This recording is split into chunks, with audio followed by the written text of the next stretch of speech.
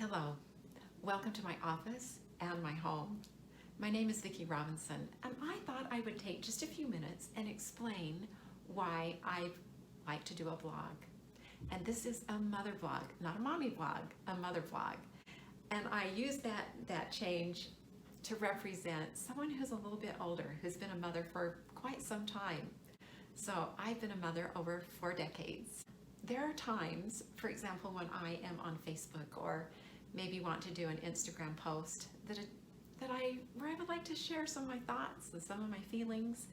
It is so difficult to be able to explain in a few words or a positive sign or I love and really get your point across. It's difficult to put how we feel about things in words.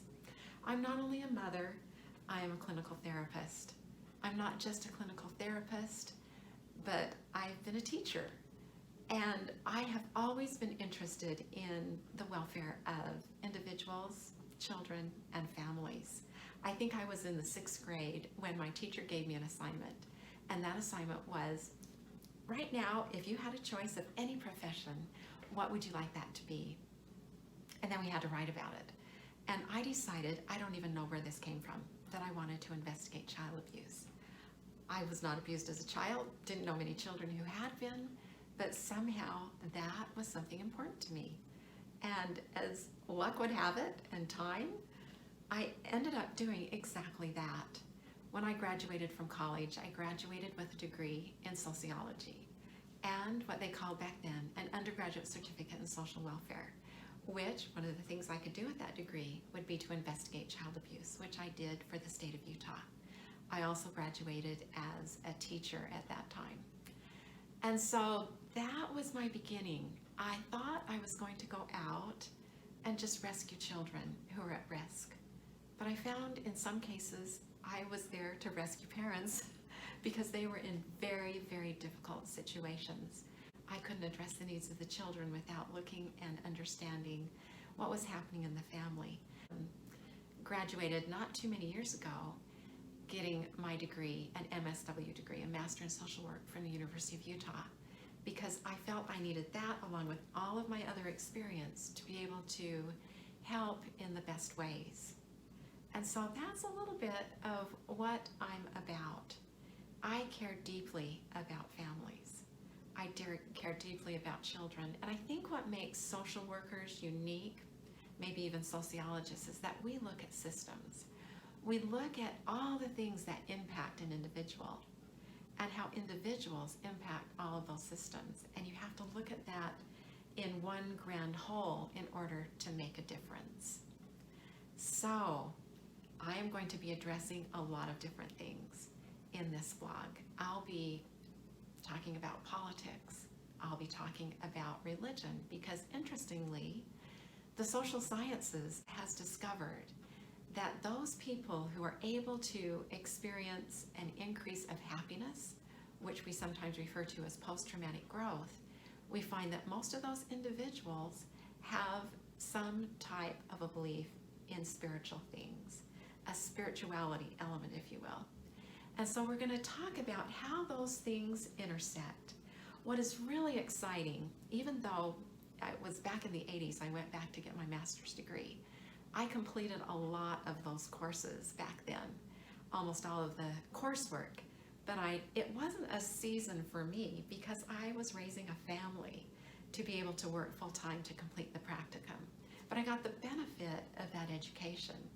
I didn't get back to finishing that degree until May of 2018.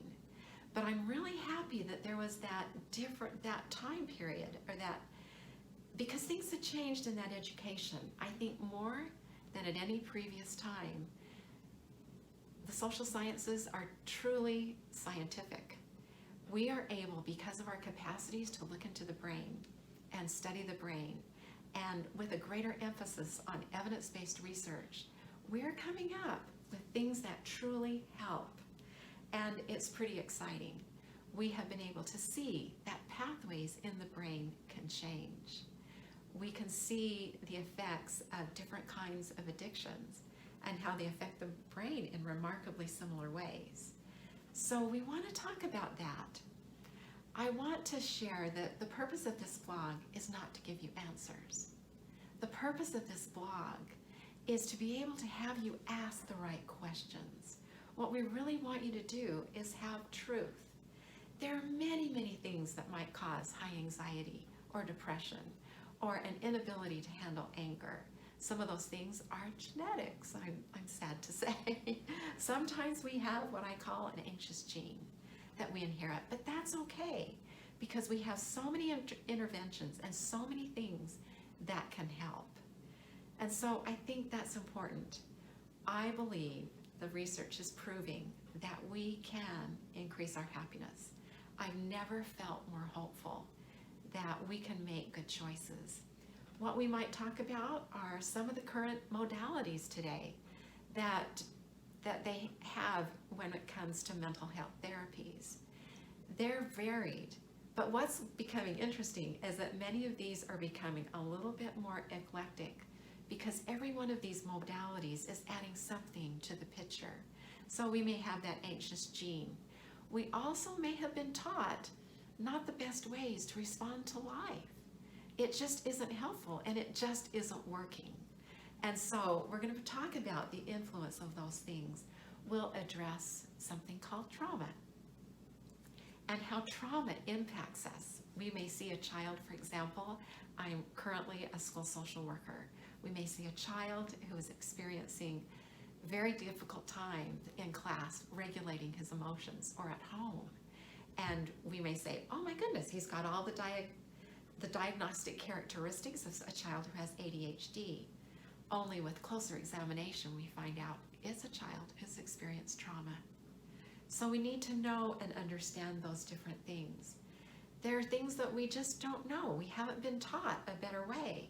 We might discuss some of those things that are proven to make you feel better and that you haven't considered. Some of these are tried and true, and some of them you may have read about in the scriptures, such as getting a good night's sleep.